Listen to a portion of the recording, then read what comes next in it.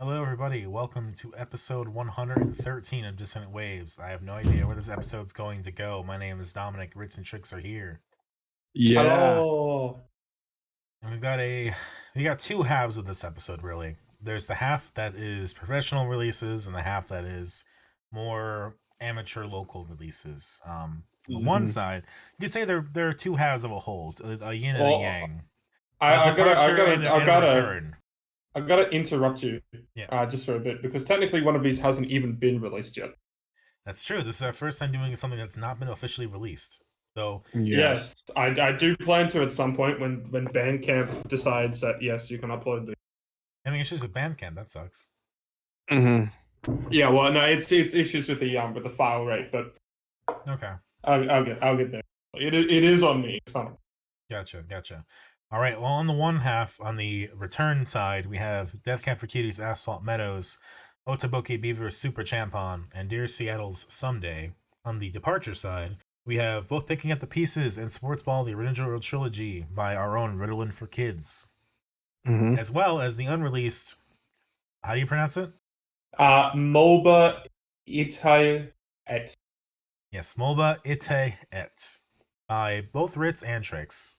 hmm Of course, it being the White Album EP, but remixed and lengthened into a full length album.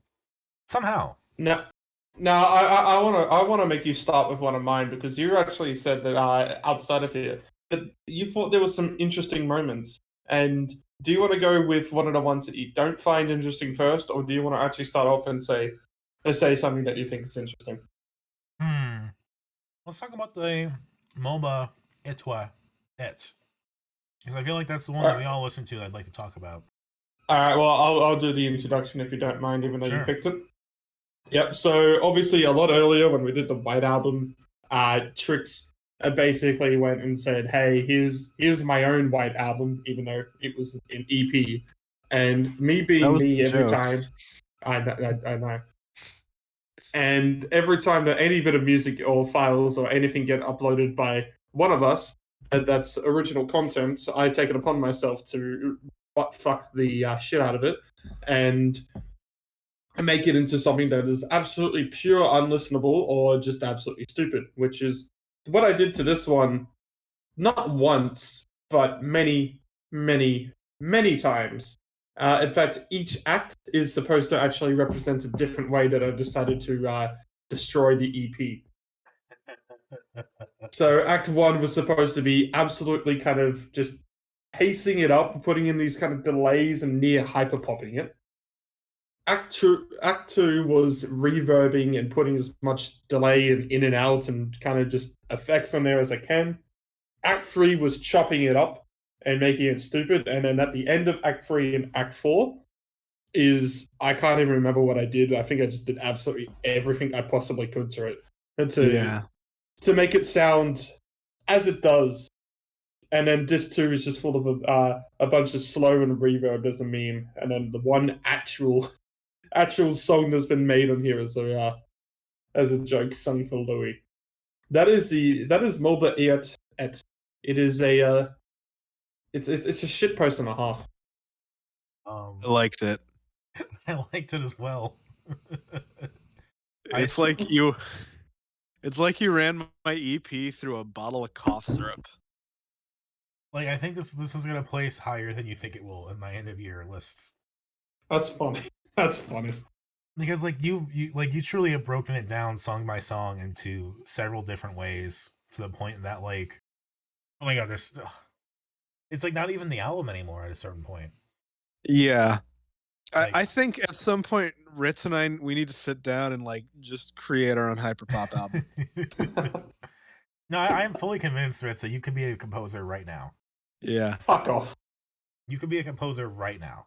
See, the one thing I do remember that's interesting about most of these remixes as well, outside of Act 3 and like the last part of Act 3 and Act 4, is that each song itself is just itself that's being remixed. I'm not adding the rest of the EP onto there.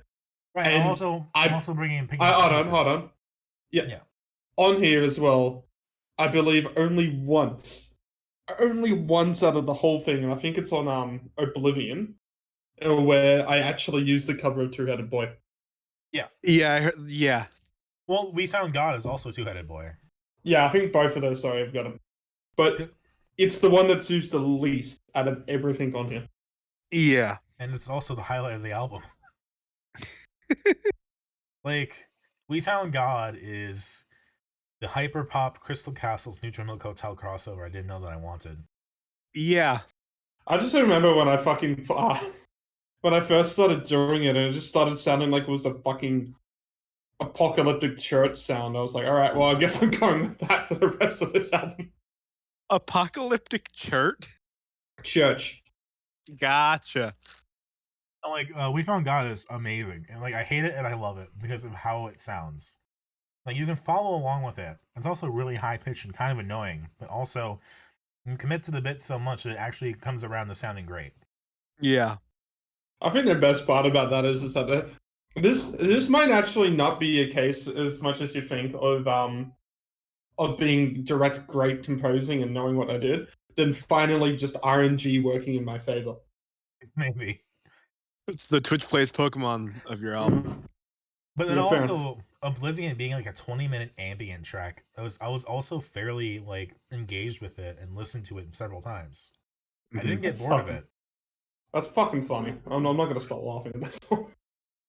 Like, you create like a whole sonic landscape, and it's like you can hear bits and pieces of like Two-Headed Boy cover in there, done through all the filters you put it through. But Yeah. largely, it exists as your own pre-sister swallowing a donkey's eye. Ah, cool. I'm gonna go send this to Jeff Magnum now and say, hey, look what I did.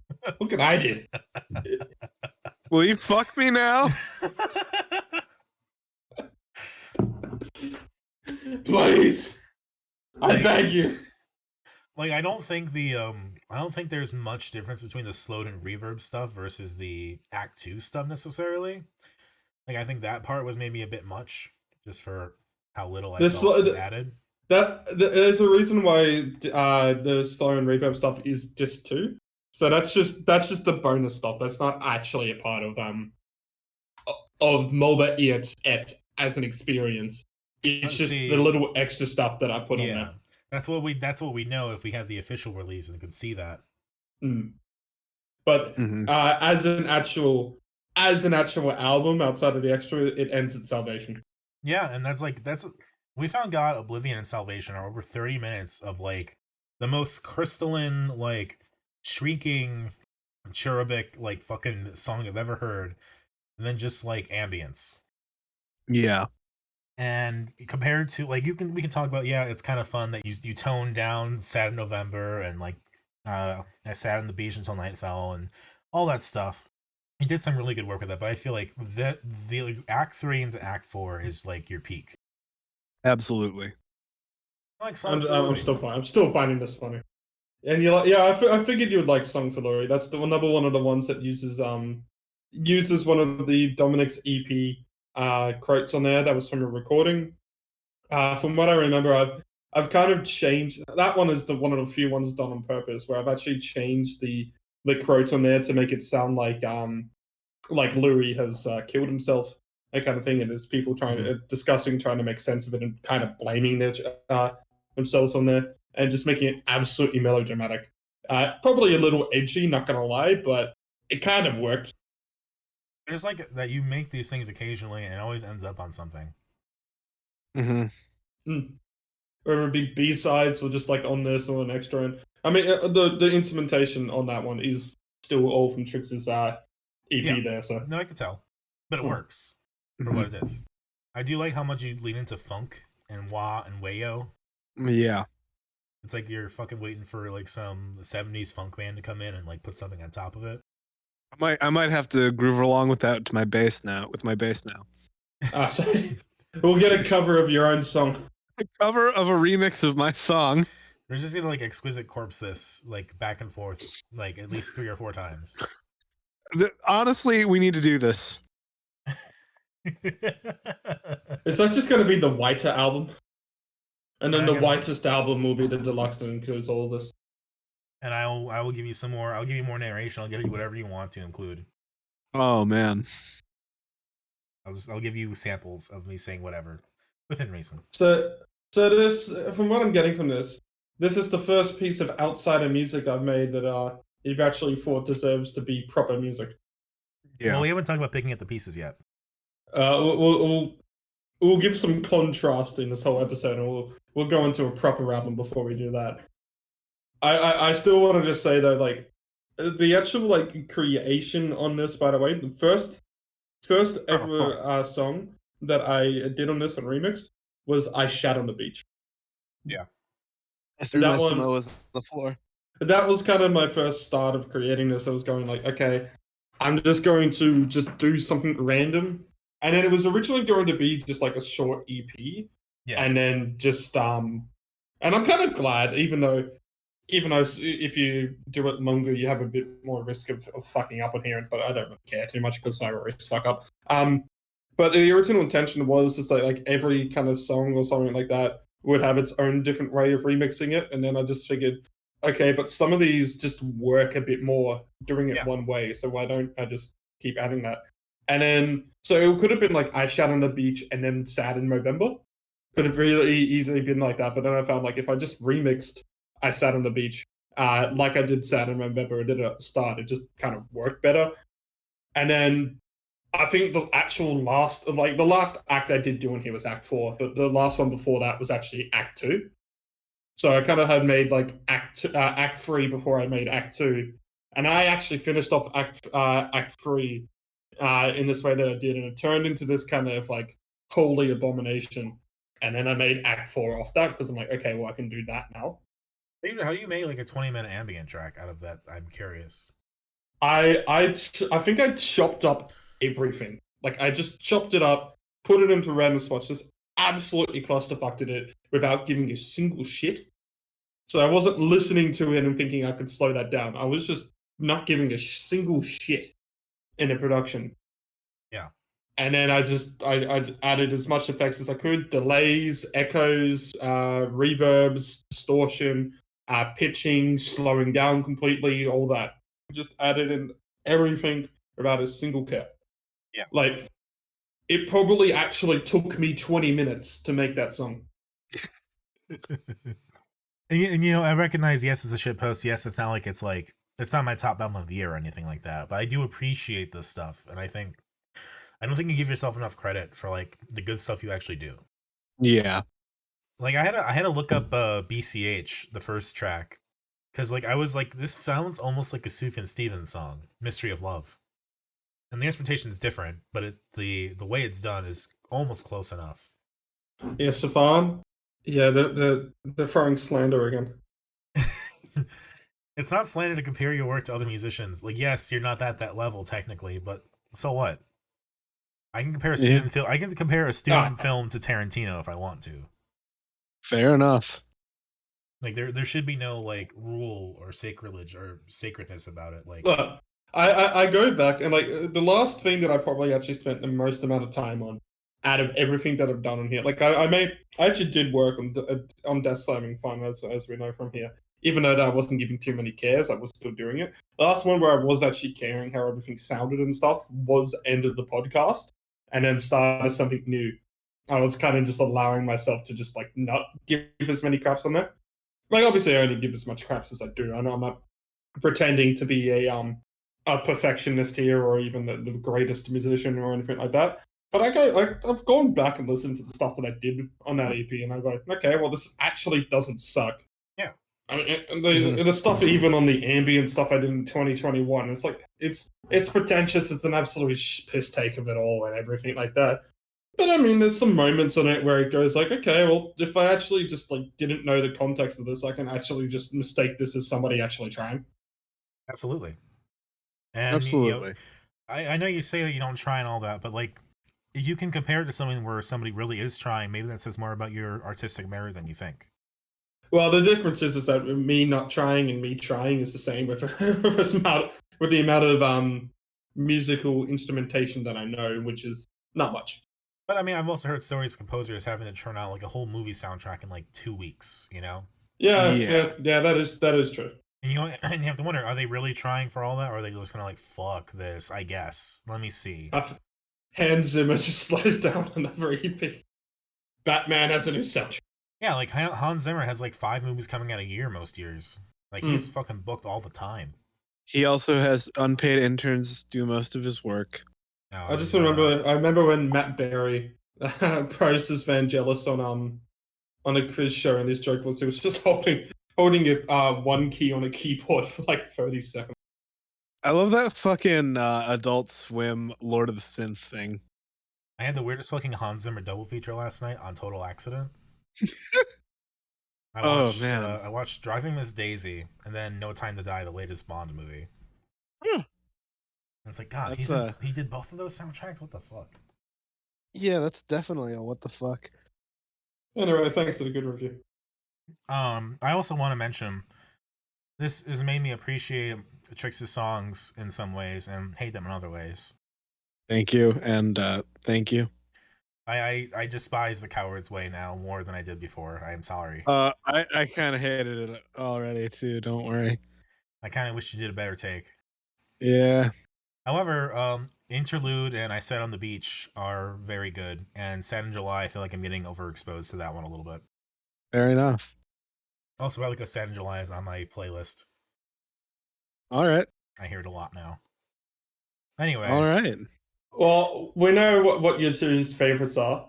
It's just gonna say Act 4. It's to make it a We lot Found easier God for and it. Act 4, yes. Yes. Yep. But what's your two's least favorite? The slowed and reverb section. I don't really have a least favorite. Also, you didn't fully put a closed parenthesis on Sad in July slowed and reverb. I thought I did. There's a underscore. It shows us a closed parenthesis on mine.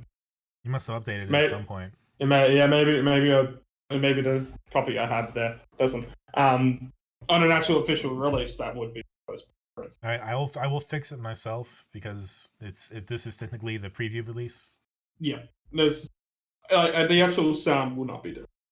But I appreciate you giving us a chance to preview your upcoming album. Yeah. Good work. Now let's review an actual album. All right. What do you want to do, Trix? Trix? Yeah, I was gonna say, Trix, which one do you get the hottest take on? I think I have the hottest take on Dear Seattle. Okay. All right, what's your opinion? What's your opinion? You could convince me that this is like an early EP of some sort of like Fallout Boy era band, and I wouldn't question it In a good or a bad way? in a bad way. Yeah. Oof. Yeah. Look, Go ahead. I was gonna say, like, I don't think this is my favorite of the week. I like some of this, and to be honest, I'm still hoping for Dear Seattle to put out something as good as their first EP was, which I thought that was a fantastic introduction to them. Even if the sound's probably not too different, I thought it was a lot heavier, a lot more emotional, I guess, on there. But I still like some stuff here. I think there's some moments on here where I think they're actually singing about what they want to sing about, and it works out. Other times, I do think, yeah, I kind of agree. It's like they are just doing what they think would be popular in the pop punk, which kind of discredits them. Which is funny because I was reading an interview where they explicitly talk about wanting to go their own way and not worry about what's popular and like want to do their own thing. And I'm like, where is that here? Where is that? Yeah. Because like this is to me is like this is Sly Withers without the good tracks. This is like Smith Street Band if it wasn't memorable. The Street Band wasn't really that memorable to me. I like some songs. Yeah, on this definitely isn't as good as Last Smith Street or the last. Definitely not as good as the last Sly Withers. But like, you know, if there was no Clarkson, if there was no like any of that stuff that we liked, that we talked about, like if that was replaced by like more generic songs, it would be this album. I do think there are some songs, just for me, because I've obviously been listening to Dear Seattle more than you two here, that I do think do stand out a little bit more. Not more than Sly Rivers, but more than you two are giving credit for. Like, I still think In My Head is actually probably the best song off this album. Let me look at the track list again. In My Head's the second one. The song I think I liked the most, the one that was somewhat memorable, was like Split, I think. Paranoid Letter and Split are the two other kind of like highlights on here. I would say, like, I think there's some the moment, like at the start of this album, I think there's like some moments where it's like, yeah, I'm like into this, and then near the end, yeah, and then others it's just like songs that are okay or passable, but it's just so much more that I could expect from them. And like, I probably prefer the debut album, which you two haven't obviously listened to. This is the first exposure that I've done to Dear Seattle. This is also one of the closest bands to me at the moment, location-wise, because they're actually based up in the northern beaches. So that's like that's practically the next electorate over, or kind of the same electorate here, I guess. So they're the closest one that I've done in that sense for a while. And they're produced by Damn. James Tidswell. Yep. Yeah. I believe. Yep. I believe Dear Seattle were a part of Domestic Lala Records as well. Yeah, both albums were released by them. Yep. So Yep. I mean, Violent Soho's involved as well. I like Violent Soho more. Oh no, 100%. That's without question. But I was the one that was not into Violent Soho out of the three of us the most. Mm-hmm. The one thing 100% I did notice at the start of this album, though, on the opening track, it is 100% made to be a live song. The start has this kind of like soft thing that happens in there, and then it just kind of has into this sound that you know is supposed to be made for the curtains to just kind of drop down, reveal the band, and now they're suddenly gotten heavier, and the show begins. And I'm getting those vibes from it, and I know that makes it sound like I'm really interested in it, but actually, this is one of the takes I have where I think that one was too cheesy. It felt like it was being made for a purpose outside of the album. It's not like songs where you go like, "Oh, I can't wait to hear this live." Doesn't always mean I'm into it or anything in my take. It's I want to hear this live is more I'm expecting to hear this live in this case. And that's what the opening track felt like to me. It felt like this was literally just made to promote to be the live show opener, and then not actually have to have like a song that they only do live, which I don't get why people can't just do that in this case. More than it felt like an actual opening to this album. They have a song that's like nah nah nah nah nah nah nah, right? Feel the Weight. That's the song I had the similar feeling about. Was like, this is meant to be a live thing. This is the audience participation part. The crazier part is that they have a song like, obviously when we go into these types of choruses, we call them the radio friendly chorus. Yeah. They're made to not really have much for, be able to sing along, people already and stuff. They actually have a song off their last album called Daytime TV, which has a kind of like similar and kind of chorus on there. But I felt that song's actual verses on there actually felt like a proper point and enough kind of conversation or something in them, I guess it will go in there, that it made me go past it and think. I think Daytime TV is probably one of their, if not their best song, just out of their discography. But and on Feel the Weight, it just felt like, yeah, this is just this isn't one of those. They're doing what they wanted. I mean, if what they want to do is make this type of music, I can't fault them for that. If that's the path that they want to go ahead. I mean, it's not like people are turning off on them.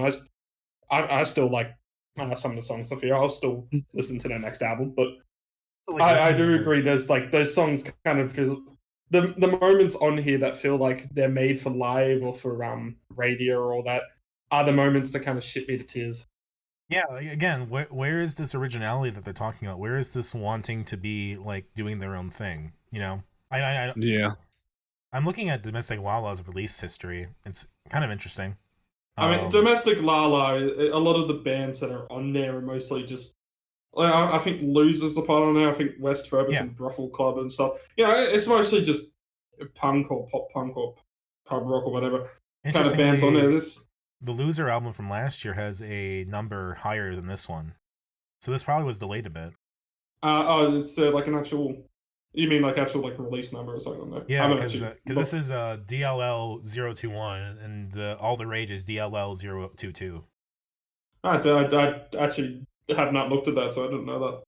Yeah, I mean, the In My Head was the first single off here. I think that was released halfway through last year, and this album probably came out nearly halfway through this year. So maybe 1 year is still pretty big cycle, I guess. So I think this is the album. I have to look it up because I know one of the albums from this week was delayed a bit anyway, like from this year alone.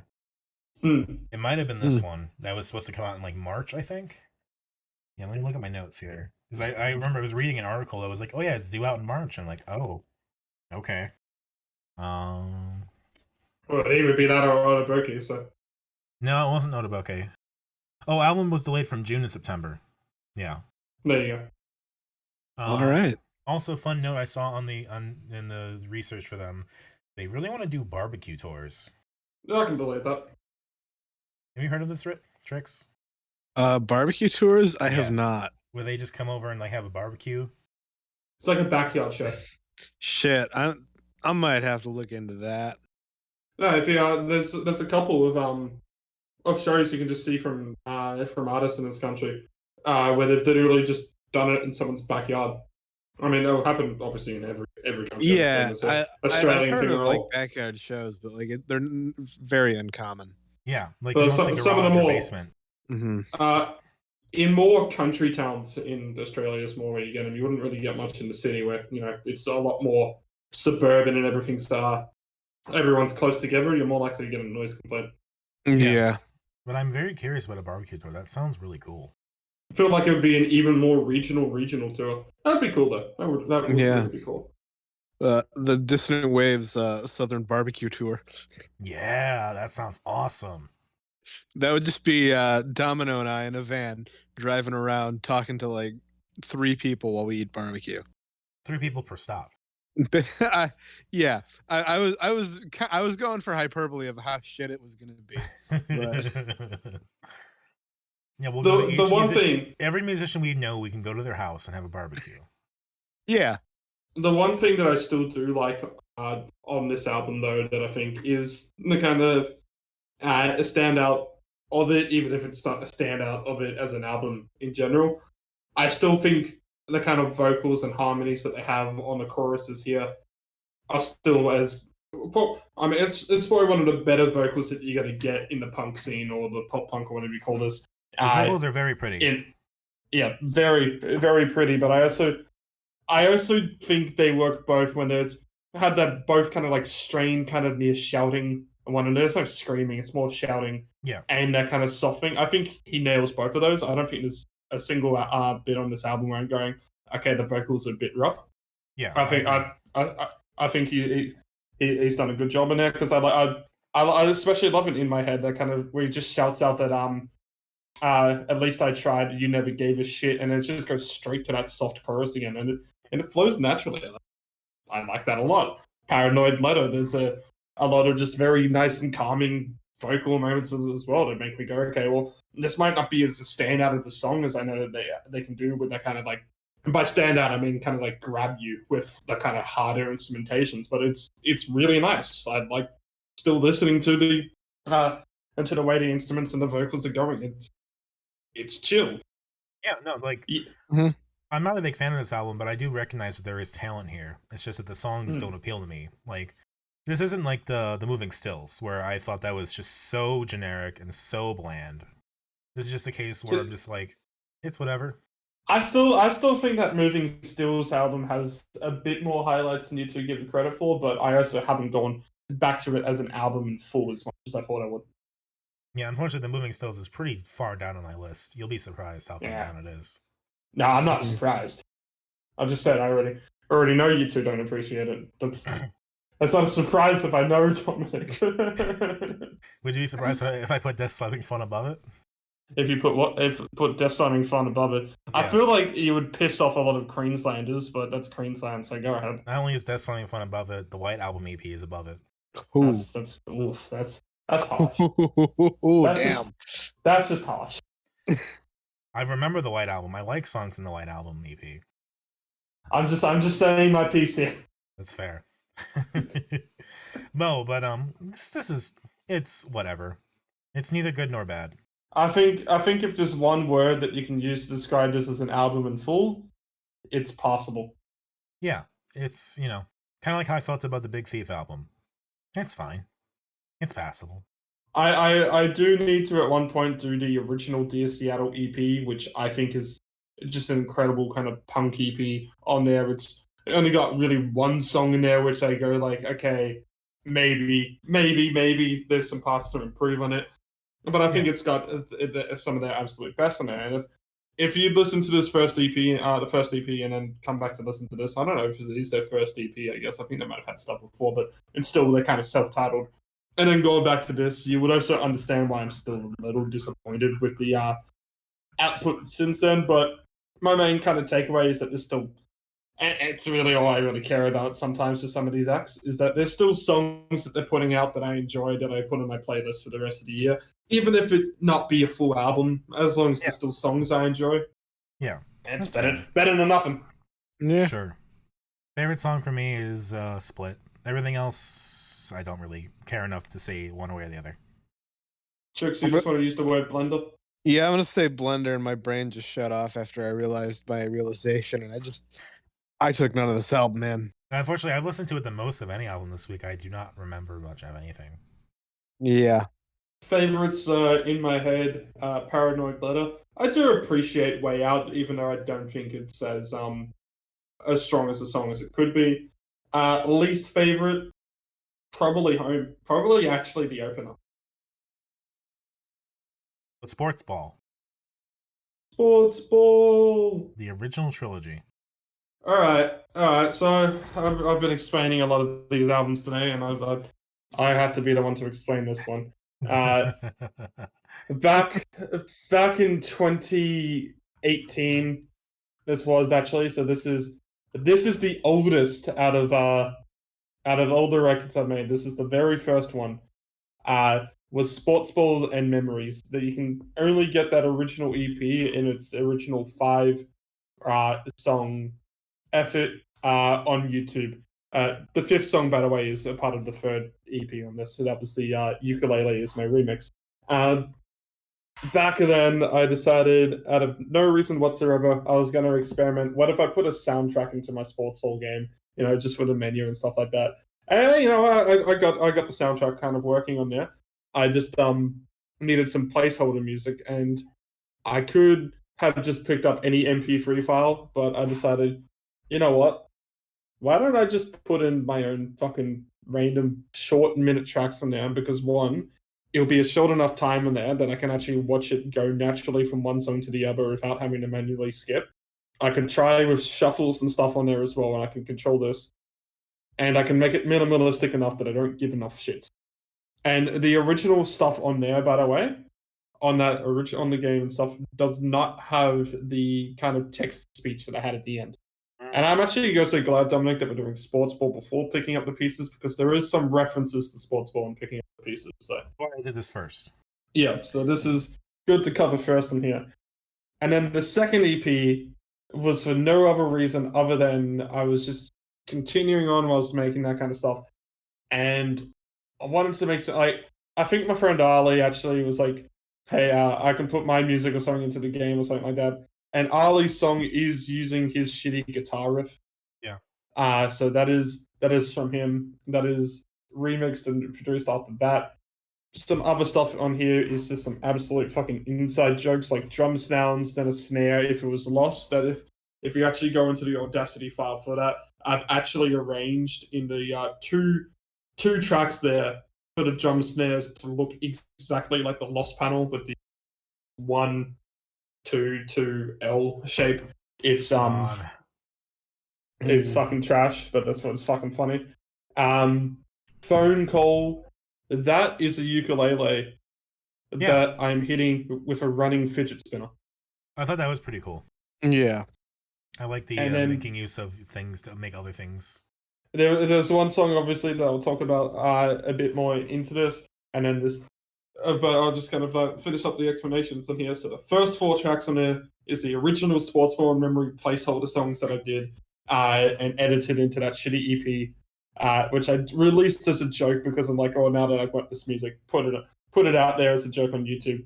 5 to 12 is the Sportsball 2 Electric Boogaloo EP, which you can see the actual cover art for this album is edited version of that, where I've crushed out Electric Boogaloo and written the original trilogy.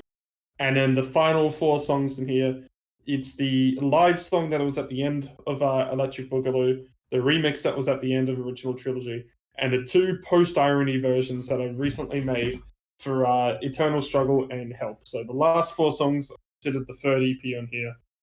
These are the free Sportsball EPs. Now that you know all the context, Dominic. Yeah. Say your piece. Oh, it's your first shit, so it's your worst shit. But phone call's kind of fun, like I said.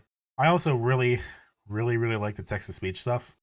I think your abilities as a writer are actually pretty good, and I want to talk more about that during picking up the pieces. Fair enough.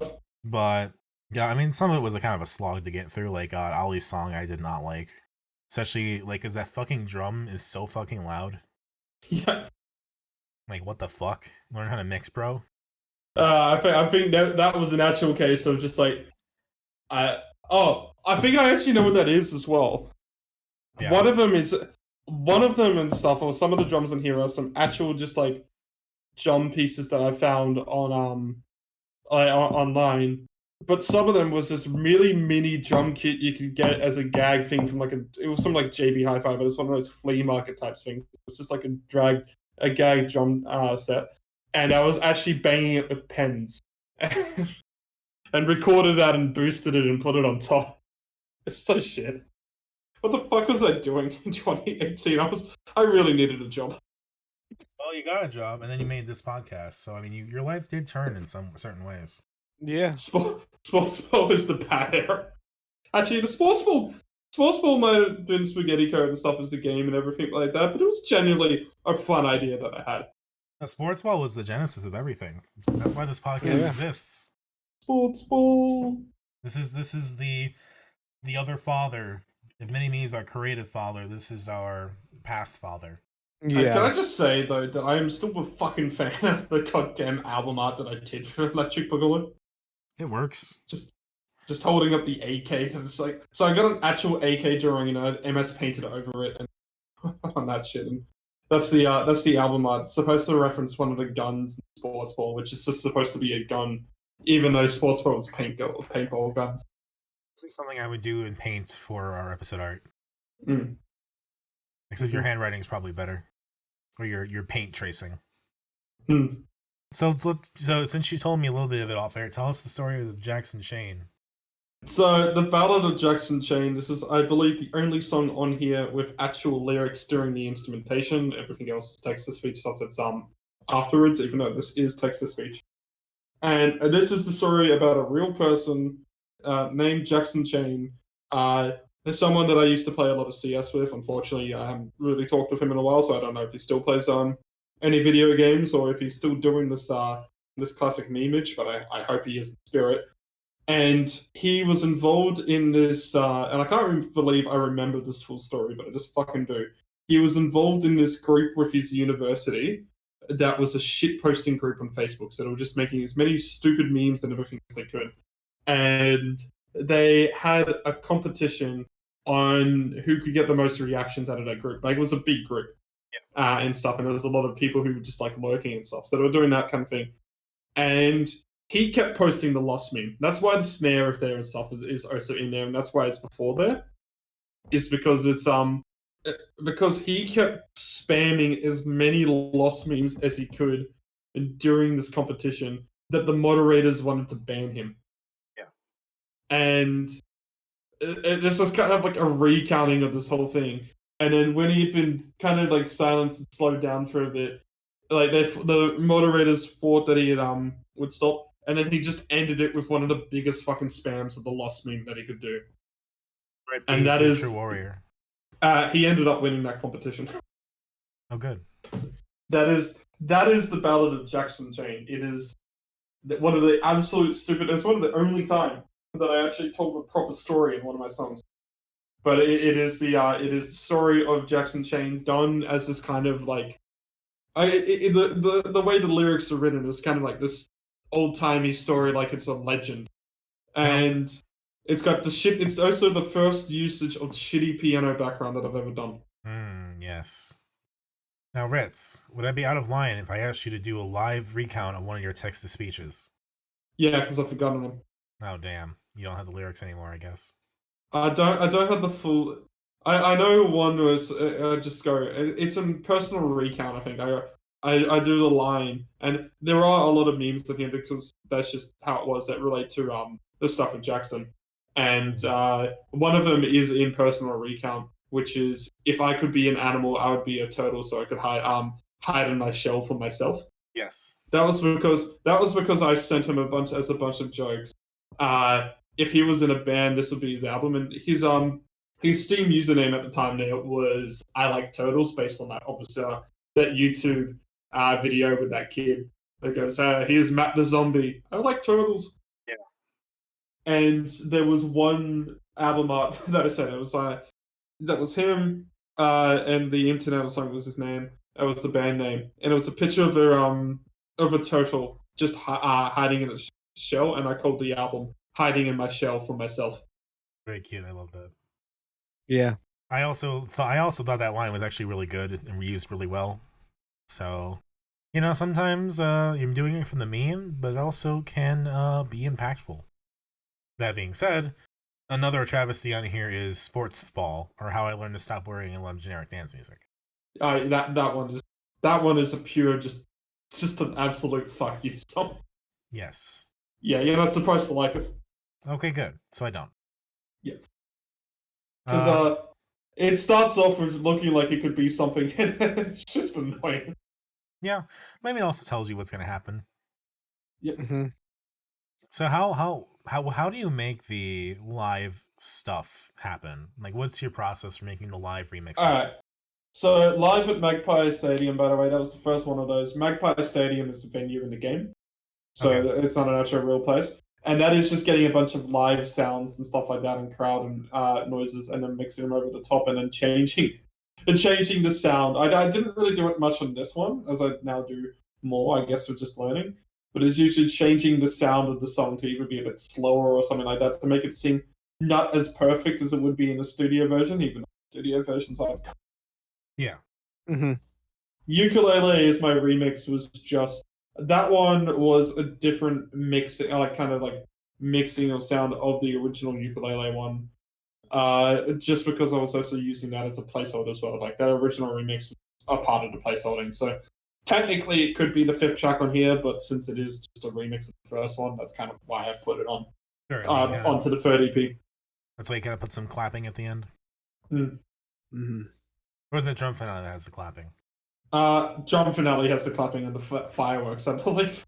Yes, the fireworks. I'm like, what the fuck? Okay. And then you did help, and you did help again, and you made it double the length.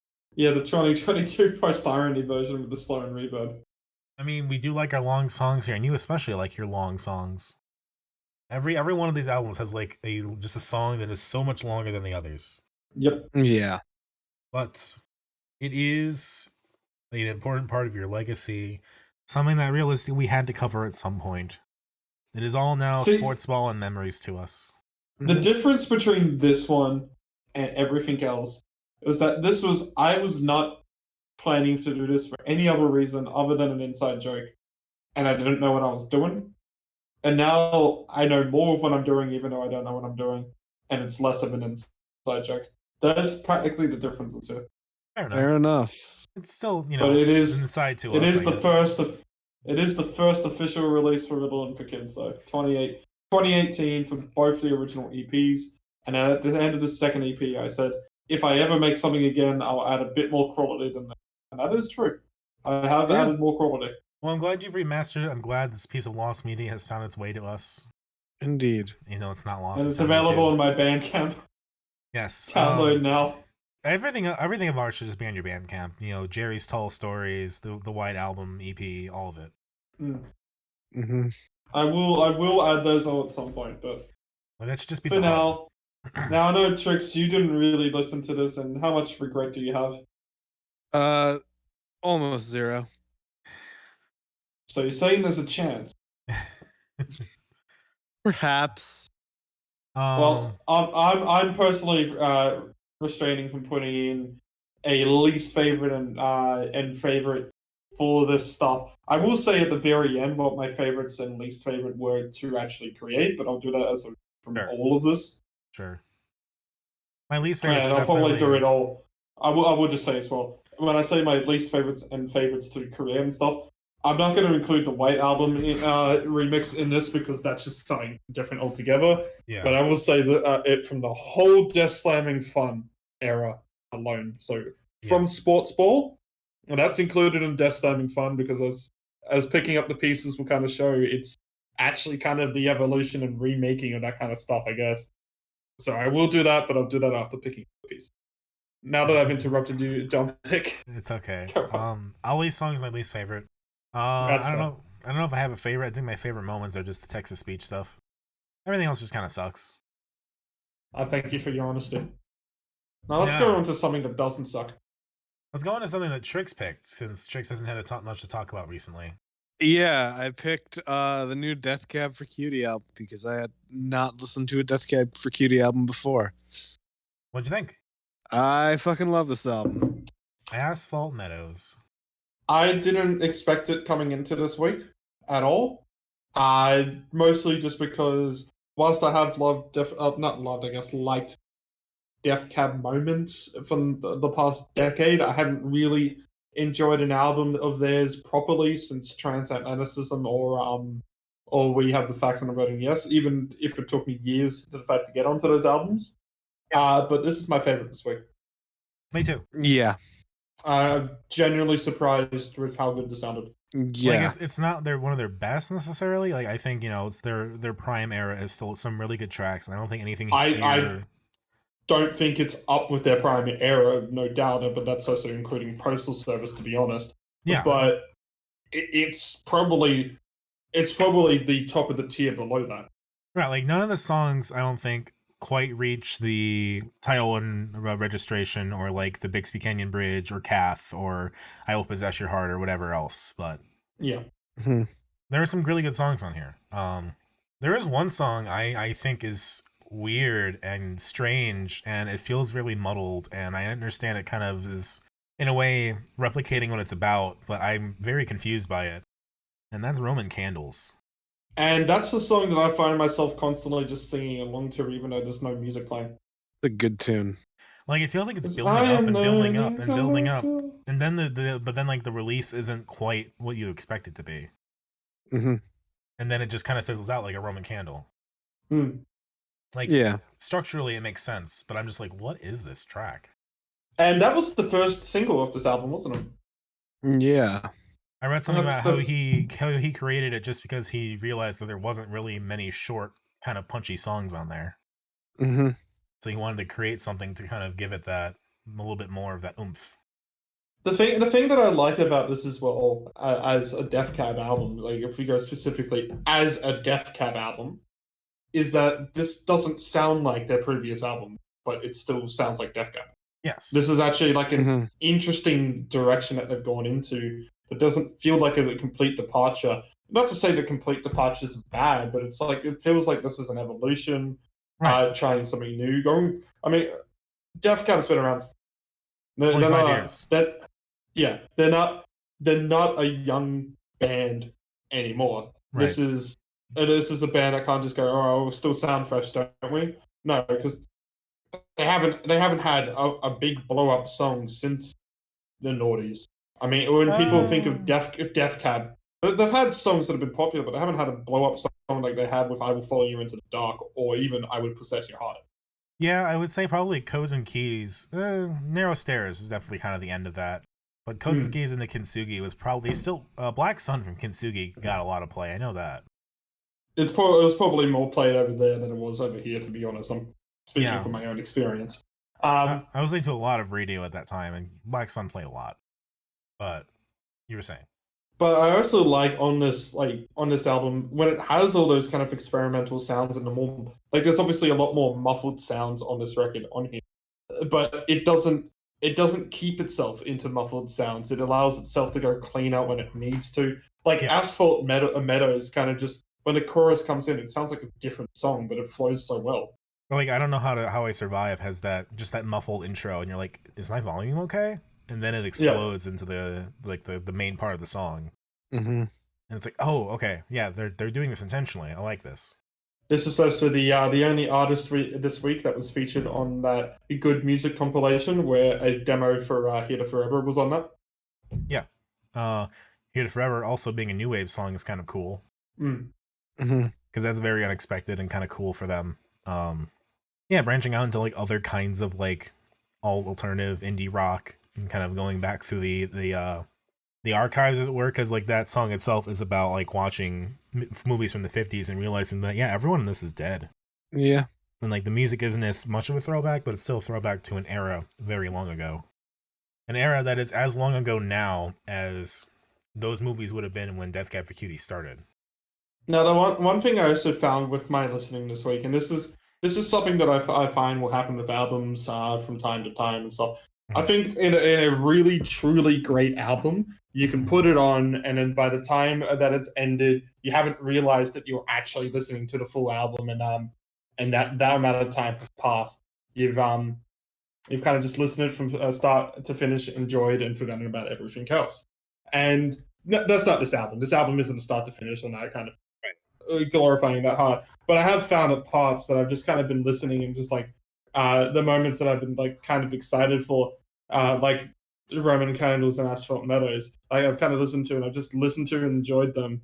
And then I've kept listening, and then I didn't realize that I was still listening. I was kind of like waiting for those moments and going in.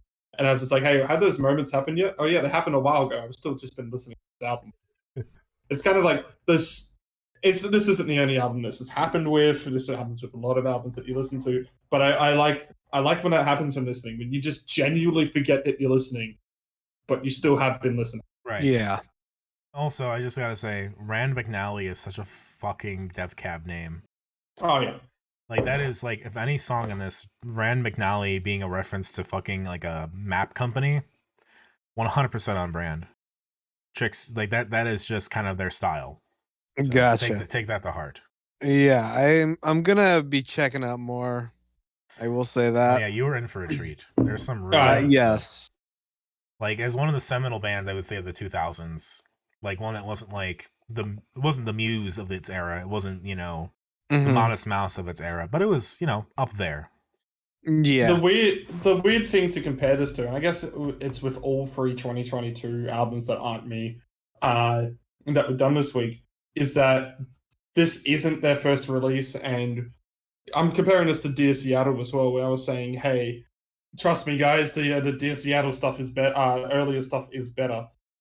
With here, I mean, me and Dominic have obviously been a lot more into Death Cab. Dominic's probably a bit more into them than I am, even though I still enjoy them quite a bit. But we've obviously talked and saying these are some albums that we really enjoy and stuff like that. And usually when we've done a 2022 album from a band that we know or one of us knows, and it's like the first time that we're still covering them on the podcast, it hasn't always been the best introduction for those that haven't heard. Yes. So it's kind of like, it feels like you had to kind of convince that the earlier stuff is better before bringing it up again. Porcupine Tree being a great example. Pup actually being the opposite here, where you two ended up enjoying Pup's last album more than I did, and I was like, all right, well, I'm bringing the early stuff, and then I enjoyed that more than you two did. Yeah. There was also like Johnny Marr's stuff was like I Promise the Smiths were good. Just don't talk about Morrissey, okay? This is actually now introducing a band to the podcast that we know and stuff with a new album, and it's actually been good. Yeah, I bought a CD for this over the week. I had no doubts about getting it. I've genuinely been enjoying this. It's not a contender for album of the year, but it might be in the list by the end of it. I think you like this more than I do, but I still think it's easily the best of the week. Yeah. Oh yeah. I just like Ben Gibbard's voice. Like that alone, I think, is always something that kind of makes me interested. It's surprising that he's aged and his voice hasn't. Yeah. He's just got one of those voices that's like, this is just good. Like it's unique, which is always good. Unique voices are always important to have. And how it ages is just one of the more interesting things you kind of follow along with as time goes on. Because like I've never listened to like early Death Cab, so I'm really curious how much is it more boyish? Is it just like not as strong yet?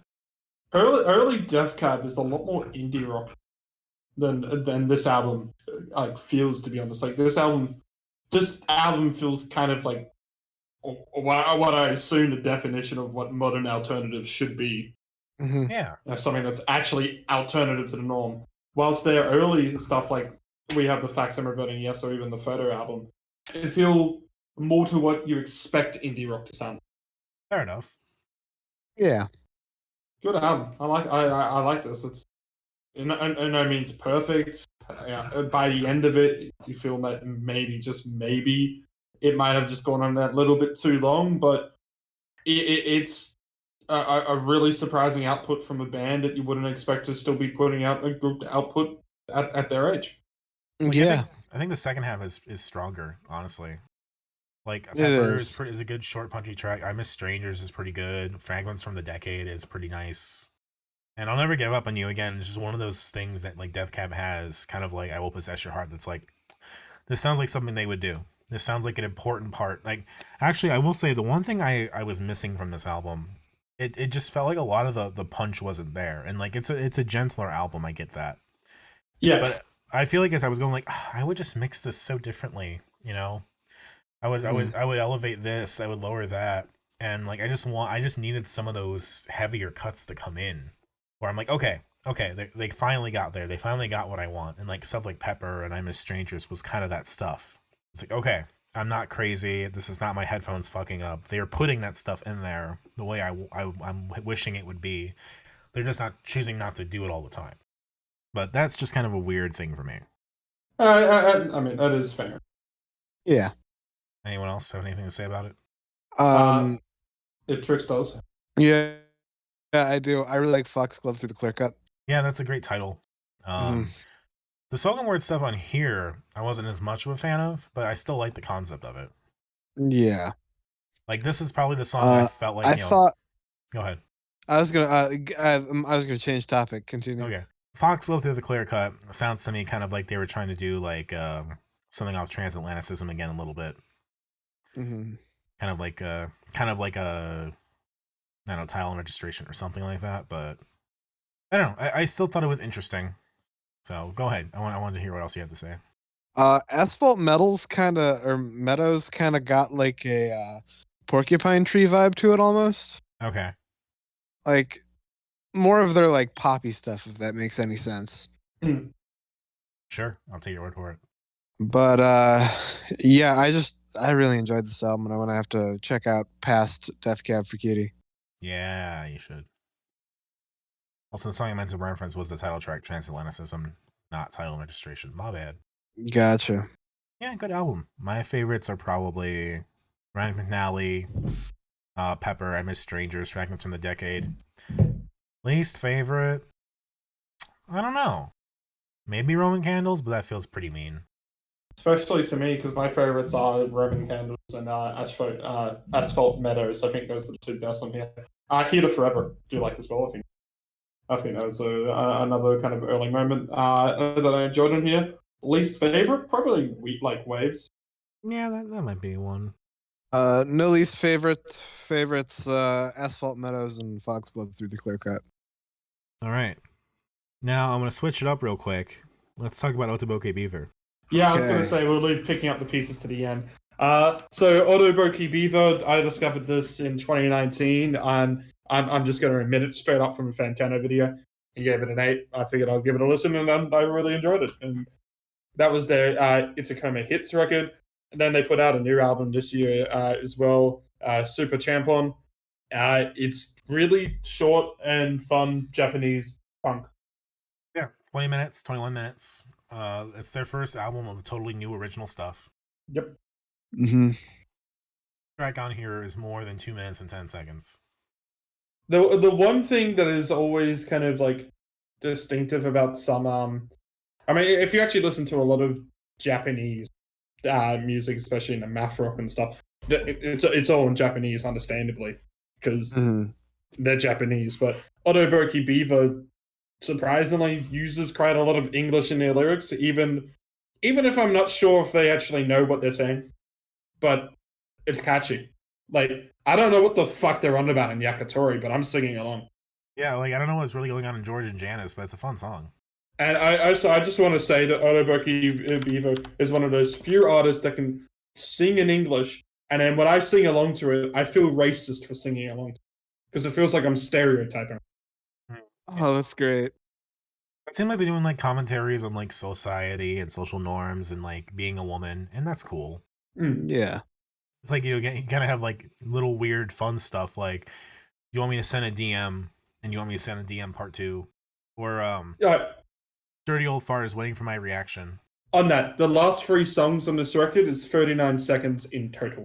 Yes. Yes, and they all bang. There is a lot of short moments on here. The longest song on here is First Class Side Guy, and that's 2 minutes and 9 seconds.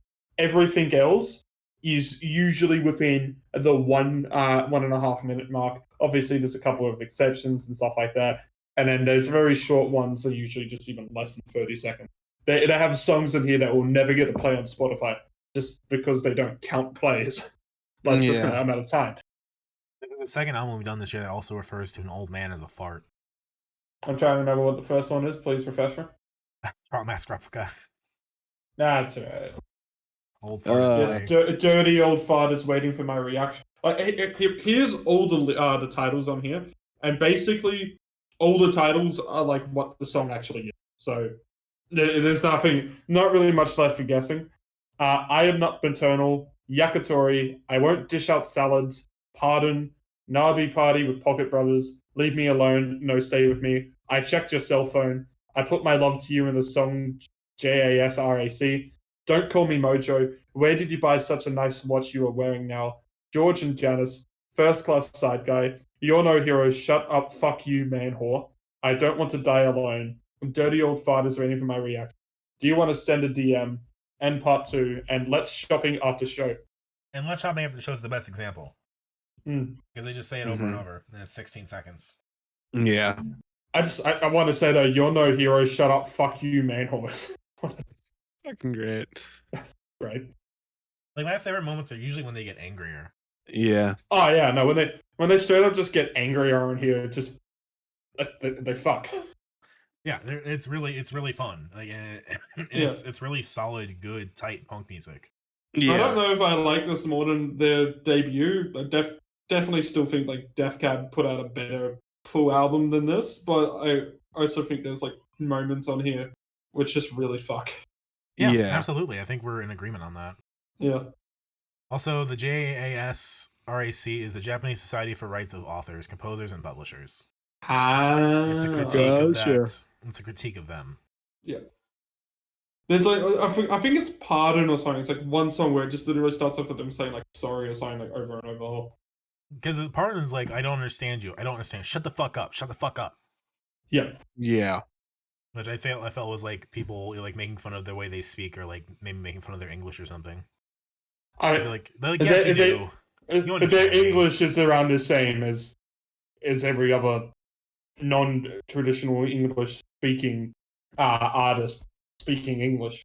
I mean, yeah, sometimes you get some in other countries which you might consider to not be English speaking or something, sing it or say it a bit more traditionalist, but a lot of those countries usually actually have to learn English a lot more than countries like Japan do. Fair enough. Mm-hmm. And read some interesting stuff about them, like in the lead up to their previous album, Ada Coma Hits. How they were, going to like the U.S. to go to like South by Southwest and stuff. Or even before that, how they they crowdfunded to go to South by Southwest, and they went to like Coachella at one point. Weren't they literally in Chicago this week as well? Today, I think. I think they were. Yes. I think they're here today. Is it still Saturday at your time? It just passed. It's 1:45 a.m. Apparently, the Empty Bottle Chicago, October 9th, 8:30 p.m. So if they've still got tickets, Dominic, it's the 9th. Yeah, it is today, Sunday. Yes. So I mean, I missed the third Grief Eater show yesterday. Maybe I could hit this one up instead. Damn. Let's see if they've still got tickets for this. This is no longer a podcast. This is just a bunch of people finding tickets. I am. Well, Trix nearly falls asleep because it's getting to 3 a.m. her time. Let's see. Let's shopping after show. Let's shopping after show. It's even pretty fucking cheap. Apparently, it's saying $18 to $20. Damn. But it looks like it is sold out. Hey, they deserve it, Yeah. honestly. Yeah, Origami it's Angels sold out online. I mean, Origami Angels sold out. They're sold out. I mean, Chicago music is banging. Yeah. Oh yeah. I can't. Hey, but Soul Glow's apparently performing. I mean, next shit. month. Damn. They're at $18 and tickets are still available. You know, you're going to.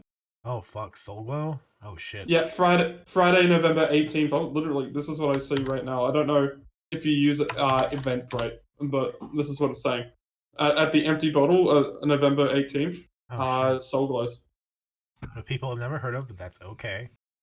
$18 for Soul Glow though. That's fucking worth it. I wonder how they're gonna sound without the other guy. Oh, I'm pretty sure they use the other white guy in their music videos. Replace the bassist. Oh, gotcha. 'Cause it's the three of them in the picture. Yeah, I think it's just a touring bassist. John Marco Guerrera. That's the name. Yep. Yeah, that's what it says. Anyone else interesting? Well, hopefully Grief Eater does more shows too.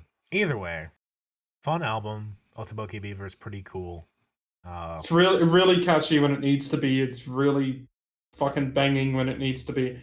Not that it's perfect. You know, there are some moments where even on their catchier moments, sometimes you do go, okay, what the fuck are you actually on about? Mhm. I like Yakitori, it's probably my favorite, but what the fuck are they on about? Yeah, like I like George and Janice. I think it's a fight between them or something, but I really don't know.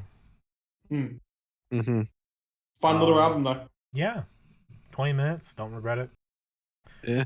Favorites: George and Janice. Pardon. Do you want to send me a DM? Parts 1 and 2. Let's shopping after show. Least favorites: probably something like I checked your cell phone. I would agree. That's my least favorite. My favorites are Yakitori, Shut Up, Fuck You, Man Whore. Shut Up, You Man Whore, Fuck You, whatever the title was. You don't hear Shut Up, Fuck You, Man Whore. Yep. And Dirty Old Fart is waiting for my reaction. Yeah. I'm gonna say favorites is just everything after Dirty Old Fart is waiting for my reaction. Just that entire 4 block of songs. Okay. No real least favorite. I really just enjoyed this album. Okay. Well, I guess Trix, you can go to sleep because now we have to talk about picking up the pieces and you didn't listen to this. Yeah. Well, I gotta be on for the podcast. I'll mute myself though while I take a shit or something. If you really want to, sure. All right. I'll just unmute every now and then and just be like, yes, that's interesting. Okay. So nothing new. Me. Picking up the It's pieces. Time for the last introduction. Yes, this is Did you want an introduction to this one, Dominic? Because if you want to take it off my hands, go ahead. Go ahead. Picking up the pieces. It is the end of the Death Slamming Fun saga. It is everything left. Every isolated track, every unused beat, every B-side, every raw demo, everything. Even some Sportsball stuff, apparently. Anything Trick or Ritz had done around this point, like the long distance conjoined twins cover. It's all here.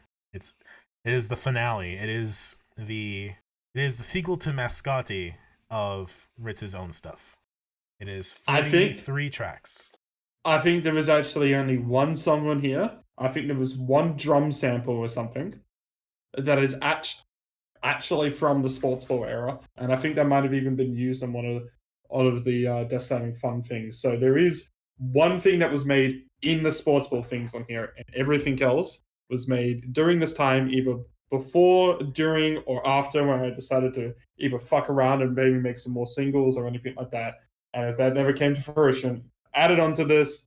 And originally I had kind of some ideas as well, as I was not before I made the start of Death Slamming Fun, but as I was going on, just knowing some similarities and stuff to how outsider this whole thing was, I was thinking, what if I make this like a sequel to Sportsball? That's why there's these monologues and stuff on there. And as you can kind of tell, that is kind of like tying it all together. And I consider I consider Death Slamming Fun and Sportsball to all be this kind of all same kind of saga on here.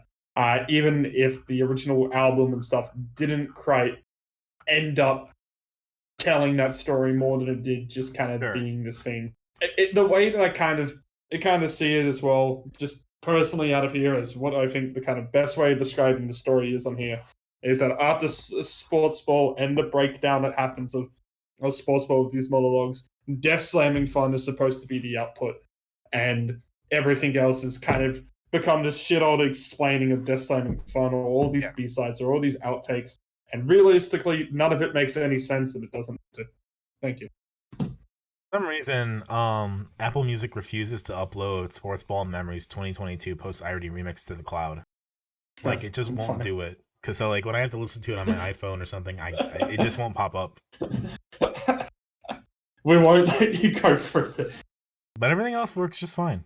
I'll probably have to just delete it, re-upload it, whatever. But honestly and truly, one of my favorite moments of this week, of this whole week, including everything else, were the monologues for this one. I genuinely like them. That's fucking funny. So, it's a different, I will explain this well, it's a different program used for text-to-speech as well. The original one, I believe, was still online. Well, I think the first one was online, and then the second one was actually using like the text-to-speech on the computer or something like that, which you can actually download. DSF Monologue 1 is, like, just so good. And, like, 2 really highlights it as well, but, like, just talking about the breakdown and, like, the relationship this guy was in, and, like, seeing her at the furniture store, those really specific details really bring it together. Like, when you're talking I don't even know. I'm trying to see if I can remember what the whole fucking monologue is, and I believe I was smart enough to actually to write it down somewhere, but let's just see. In 2018, I bought a desk, I think it starts, or something like that. I needed a let's see. Did I actually write down the lyrics anywhere? I've got the monologues, I've still got those. That's not what I'm looking for. I'm looking for the actual lyrics, and I don't know if I have those, which might be a little bit of a disappointment because I can't give a live reading. Like, just the scene of the guy, like, frozen, trying to see if he should talk to this girl again or not, and, like, she's just there, like, in the furniture store across from him, and she's picking at a bed frame that's too small for her, and it's, like, I feel like the implication that she's picking it up for a child because she's moved on with her life. That is the implication, yes. It's so good. It is so delicious. I genuinely enjoy that bit of storytelling. I think you have you probably could do what I was trying to do with Jerry's Tall Stories more effectively, just with text-to-speech. That's a very nice compliment. I thank you for that. Like, I think like doing a whole like album of just like a storytelling through text-to-speech of this kind of narrative and this kind of like track style, kind of like a comedy album almost, but not exactly. There is something to that. I think, you know, also because like your sequencing in this aspect, in this part of the album was really good too, because like you have monologue 1 and you have like the 5th unused drum sample, and it kind of sounds like a bongos at like a poetry slam or something, where they like play it as like a little interlude or like a little flavor on the side for you before you end. Yeah, a classic. Yes. Kind of shit. There's a live track for you right there. Yeah, I kind of see it. It's so like, I don't even know why I created this fucking thing. Because you wanted to put everything out. You wanted to truly be rid of. I mean, just all of this, man. I don't know what I was doing. You're a musician. You just got to do what you got to do. The music compels me to destroy my desk. Bonk. Yeah, and that is the story that you're telling through all the monologues. Now, who wants to show McDonald my cover? We'll just tweet this at her and say, hey, we talked about a cover of one of your songs on here. That is that one's probably the biggest heresy, since I fucking love that song. But you still explore new sonic landscapes in this. You got, you know, Midnight Water Break, where you experiment with liquids. I'm surprised that didn't make anything more. The more I listen to it, the more I realize it just sounds like me pissing into a toilet bowl.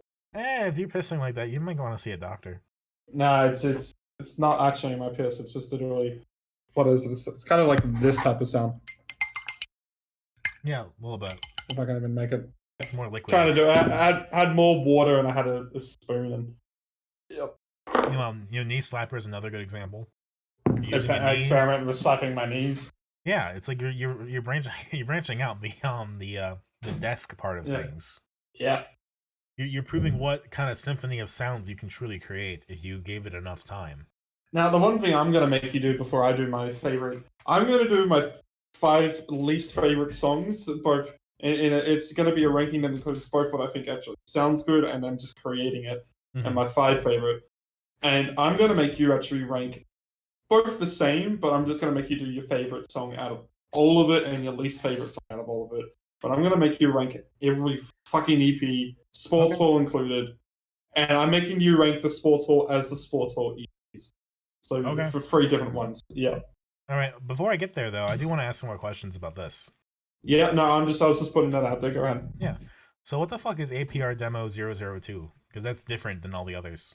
Yep. So there is a project that I was working on, APR, which I've kind of like scrapped and I'm thinking there was actually a way that I can make this sound good, and I will work on later. And that was kind of what was it?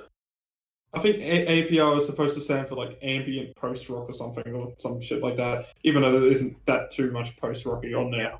But that is a demo that I was working on there, which is not going to be released as that. So it's going to be something completely different if that ever does get released, by the way. So there is still unreleased stuff that I have in there, but that was something I was working on at the time of this. So that's why it's different, and I don't feel like I'm going to put up any demo compilation or something on that when I got all this other stuff.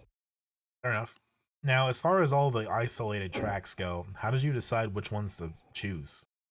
The ones that I chose are the ones where I thought like the actual instrumentation on that one specific track, like that one specific instrument track, was more interesting than anything else in there. Like obviously, I think which ones Nancy and Mascotti, I think the drumming was a lot more interesting on there, so I decided those ones could probably be a bit more isolated. Noreen, I felt, had the best actual kind of like harmony kind of instrument on it. Obviously harmonica, but that's the way of describing it. So I thought the harmonica was the best thing to isolate. That's just kind of what I felt like on that. It was like, what did I think was actually the best instrument on this? And that's the one that should probably be isolated, if anything. Those are full free use, by the way, for anyone to just remix. Just use them and then just realize that you should not have been using them because they're shit. But go ahead. I don't remember if it's acoustic version or the post-irony version of 1090 that I hated more than the original. I think it's every version of 1090 is just worse and worse as it goes. Probably. That is truly your worst creation from at least the Death Slamming Fun era. Like of the songs that you've completed and like tracked and shit. Mm-hmm. And you also have stuff like Land Ho and things like that really remind me of how much this stuff sounds like it reminds me of like a ship, like a boat in the river. Yeah, there were moments on this when I created it, I'm like, I'm just accidentally creating shitty sea shanties on it. Yeah, but they're not quite the level of sea shanties. They're just like, yeah, tooting along, little choo-choo boat kind of thing. And then, of course, you have Mascotti, you have isolated tracks of Mascotti, you have the single remix of Mascotti, and then the sequel, where it's like the finale for everything, the 7-minute desk slam fun taken to the most extreme you can do it. Mascotti, the single remix, as you can tell in here, was originally supposed to be a single. That actual album art for Picking Up the Pieces was originally going to be the Mascotti one. Then I decided, fuck it, just I'm done with this. Put it all as one. And Mascotti was going to be after Picking Up the Pieces as well, anyway. Or if it was going to be before, Picking Up the Pieces was going to include a lot more. But I decided Picking Up the Pieces is just the last of everything else that's been on here and all that. Yeah. But what about the sequel?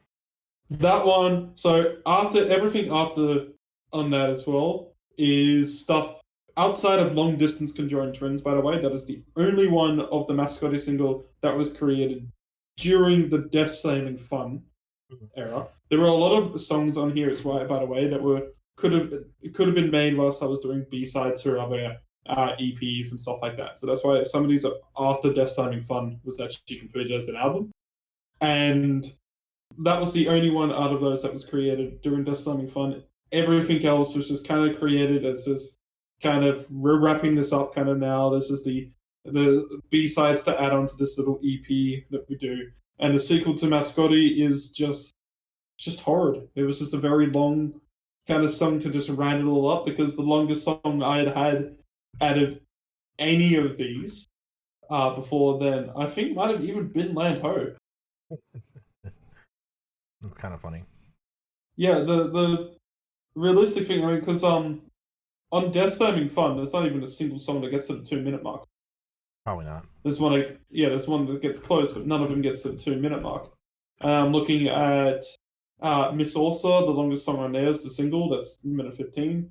Longest song on the Noreen single is the single. Longest song on Slifermine. Longest song on Smash Desk is Industrial. It's a minute 30. That's even going on to Sportsball. Yeah, there's now one song longer. That's the post-irony version of Help. But Right. all the actual other songs before that, there's one song that goes past. There's 2 songs, sorry, that go past 2 minutes, and one of them is a 3-parter. So Mascotti as the first actual song of this whole Death Slamming Fun era, that's incredibly longer than everything.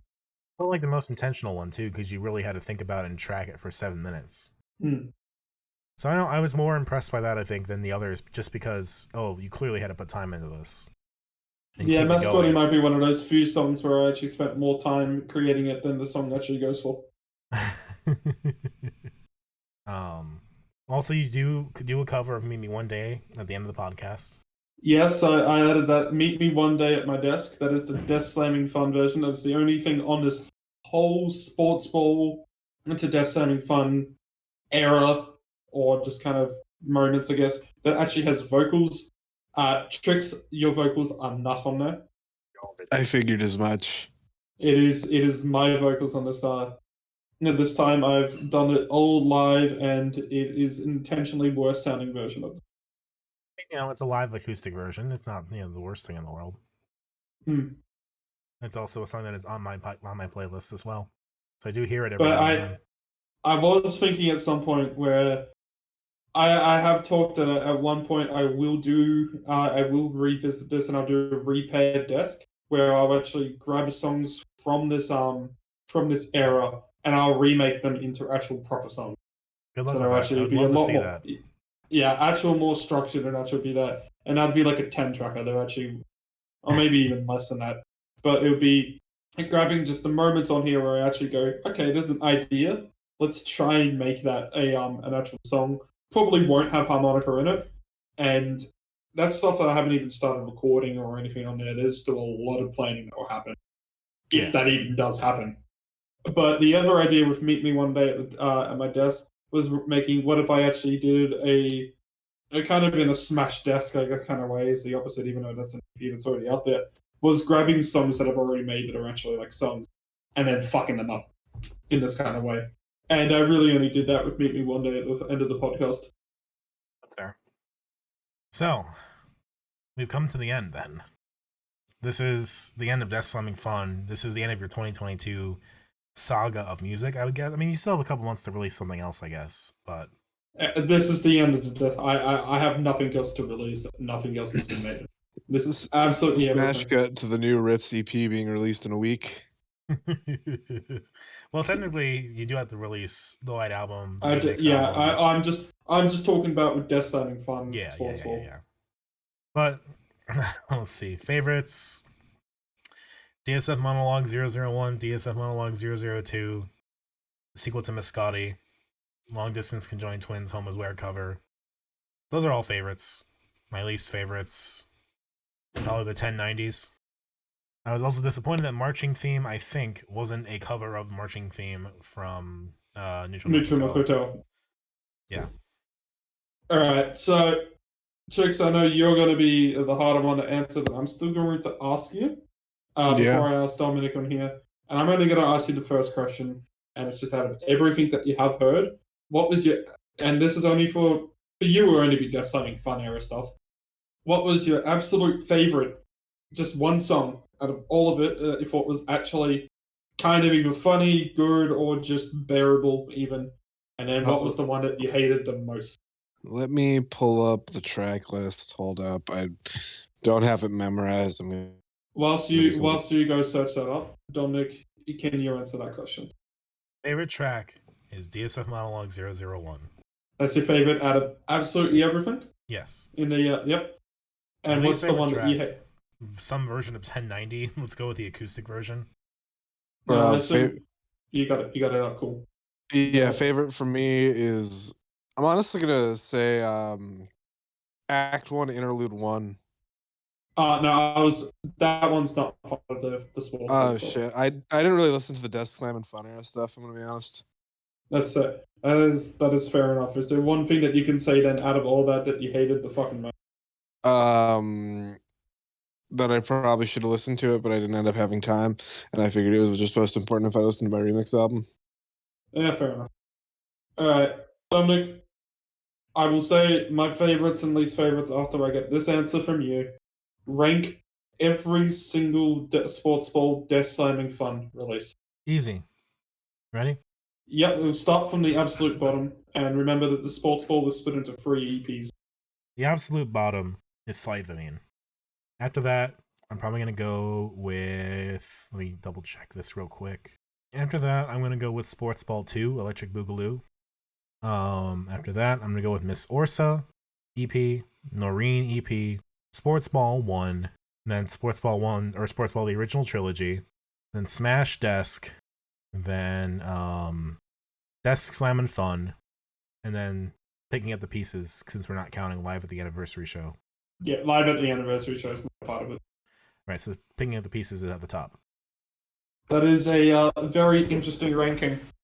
All right, so I'm going to go up and just kind of remember all these and do that. But I'm actually going to go save randomly, and this is an order that is specific, but it's not really too, and will probably change depending on it. Number 5 for my absolute favorite to create and listen to, all that, is 1 Week in Byron. That was the one with the really shitty beatboxing that goes for 33 seconds on there. And I thought when I actually made that, even though I probably had that little lack of confidence of doing something that was technically my vocals on there, I thought actually kind of worked. I thought that was a sound that could actually have gone for. Number 5 for least favorites on this to actually go back and listen to or create and all that stuff would be probably... What one fucking was it? It was... I'm going to say One More Drum Solo for Good Measure of the Smash Desk compilation. That one was... Yeah, it was kind of fun, but I realized very quickly just how irrelevant it actually kind of was, or how kind of like pretentious and overloading it was getting. Mm-hmm. Now, here's sort of biggest surprise that you're going to probably hear me say on this from my own stuff. Number 4 for my favorites is 1090. Yeah, sure, it's shit. It's fun to play. Oh, it was absolutely just messing around and doing absolute shit all, and I knew from the start it sounded like shit, and it was always going to piss people off, and that was always just after release, it was always my intention for it to get like that. So I think in that one I was like, yep, all right, it's shit, it's terrible, I'm going to get bad reviews on that one. Let's put it up there. Number 4 for my least favorite, probably the remix of Percussion. I kind of like to look back on it and go like, yeah, I'm gonna split that up as both the remix of Percussion and the Death Slamming Fun different version as well. They're both kind of just there, and I look at them and go, did I really need to kind of add that in there? I guess the Death Slamming Fun works on the Smash Death thing, but whatever. 3 for most favorite, probably She's Never Seen the Sea. Okay, sure. What was it? Was it called? She's Never Seen the Sea. Yeah, that one where I just listened to it after Noreen. Yeah, and it just I just thought that was like the first moment I listened to it. Like I'm putting aside a lot of quality and just going to the one moments and stuff where I actually had a positive thought of these things. And on that one, I listened to it afterwards, and I went, you know what? I actually think this fucking works after this. I think it actually flows kind of well. Number 3 for least favorite. I'm going to move and probably say hardcore gamer. Okay. It's just I just did this. What the fuck was I doing? Sounds. Second favorite out of all these things, I genuinely think I have some potential on this one. Out of all the stuff I did back in 2018, I think there is some genuine potential, and if I did a repaired compilation, it would be on it, and I would try to make it sound a lot better. And that's the Ballad of Jackson Jane. Okay. I genuinely think it has the potential to be not a fantastic song, but something that's just kind of funny and listenable at the same time. Yeah. Number 2, for least favorite on here, gonna put probably as Wall Banger.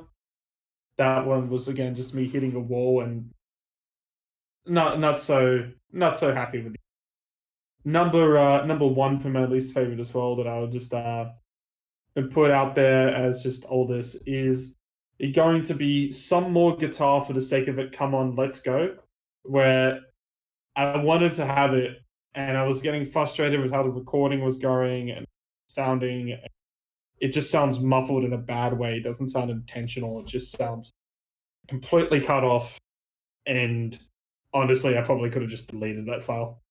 It's the one that if I go back to any of this and I just think about the creation and how it sounds and all that all together, I don't actually think there's really anything redeeming on it. And number 1, which I think is actually the best song out of everything that I created, all of this, and I'm saying best as a comparison, not that it's actually a good song, is Noreen. I actually think the harmonics is kind of catchy on there. Okay. This does lead me to a question now. How many files did you delete? I didn't delete a single one. Good. That is it. That's something fun. We're done. That's been a journey. Trix will never listen to the other stuff, and that's probably fine. Probably is correct. I mean, but we haven't had the most controversial take of the day yet because we still had to do our rankings for the week. I mean, Ritz, did you listen to the No English episode stuff yet? Yeah, let's go into the rankings for this. Exactly. That's what I'm talking about. All right, rankings. I will get mine out of the way. Bottom of the pack, Sportsball the Original Trilogy. Then I'm gonna go with Picking Up the Pieces. Then mublA It. Well, honestly though, that might. Do I want to put Dear Seattle above that? I don't know. I might put Dear Seattle below that. Just be. I might not agree with you, but just be honest. Oh boy. Dear Seattle might go below mublA It. It might go below Picking Up the Pieces, honestly. I have yet to decide that part. There's going to be a tie with that. Let's just say that for now. Fair enough. Above that's going to be Super Champon, and the top is going to be Asphalt Meadows. If you keep it as Dear Seattle above mublA It, I am in full agreement. I genuinely enjoyed more from mublA It and Picking Up the Pieces than I did Dear Seattle. But I also recognize that Dear Seattle's songs are better. So you understand my problem. I understand your problem. I'm just saying if you keep it as Dear Seattle above mublA, then I just agree with the rankings in there, and that's my lazy way of saying that's my rankings. Trix? I'm just gonna rate all Ritz's shit at once. He's getting a bulk deal because I only listened to the one. I'm going to go Dear Seattle, Ritz's shit. Fucking what am I forgetting? Otoboke Beaver, and then Asphalt Meadows. Well, Trix, you pulled a pick out of your ass and won this week. Yeah, I might have to do that again. And we're pretty much in full agreement. There's not a lot of controversy here. No. Yeah, no. It's not. The controversy is me thinking that Dear Seattle was better than my shit. I guess so. I'm sorry. I mean, no offense to Dear Seattle. I'm sure they're lovely. But I do think your outsider I, music does have I'm merit. just saying. You haven't been to a live show until you've seen Dear Seattle Curlers and Mosh Pit because they're covering Missy Higgins. Oh yeah, And then that's you also their, had to search up Missy Higgins as well because I don't think she was popular in America. that was their like a version cover, wasn't it? Yep. All right, now next week. I'm excited, so I want to go first for next week.